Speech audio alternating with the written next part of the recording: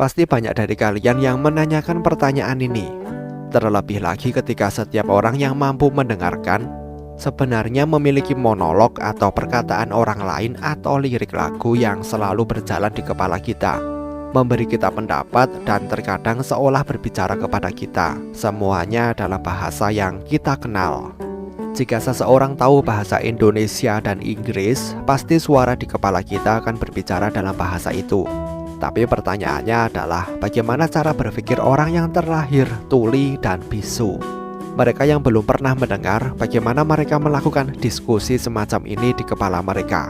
Check this out.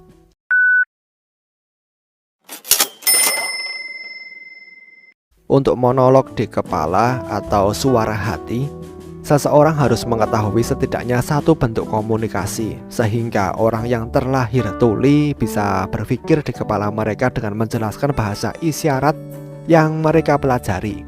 Tanpa keterampilan itu, mereka sebenarnya tidak bisa menerjemahkan pikiran mereka ke dalam bentuk apapun.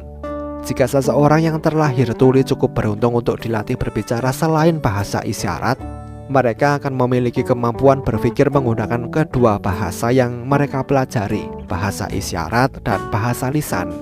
Untuk mengilustrasikan bagaimana proses ini bekerja untuk mereka, jika manusia yang bisa mendengar dan berbicara memiliki suara yang sama dengan suara mereka ketika mereka berbicara, orang yang tuli bisa melihat diri mereka berkomunikasi kembali dengan mereka dengan bahasa isyarat.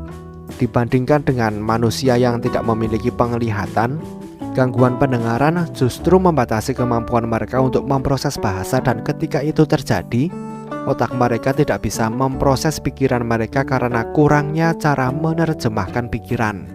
Otak memang membutuhkan suatu bentuk bahasa untuk mengubah pikiran kita sendiri menjadi bentuk yang bisa kita pahami.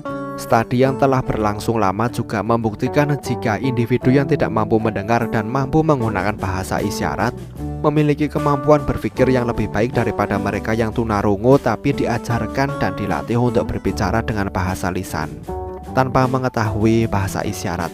Walaupun mereka mampu berbicara, tapi mereka tidak mampu mendengarkan, dan hal ini membuat sebagian aktivitas otak mereka terganggu karena otak mereka sendiri tidak bisa mengolah pikiran mereka. Semua manusia membutuhkan suara batin atau suara hati karena suara itu membantu kita berpikir, termasuk orang tuli. Penekanan pentingnya belajar bahasa isyarat bagi orang yang tidak mampu mendengar menunjukkan perlunya diajarkan bahasa isyarat terlebih dahulu untuk membantu mereka memiliki otak yang mampu mengolah bahasa isyarat dalam bentuk visual ke otak mereka sendiri.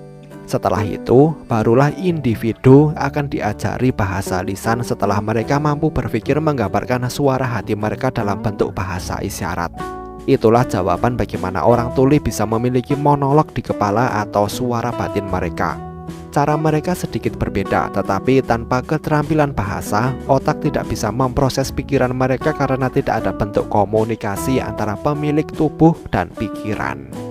Bagaimana menurut kalian? Sampaikan pendapat kalian di kolom komentar. Terima kasih telah menonton video ini dan sampai jumpa di next video.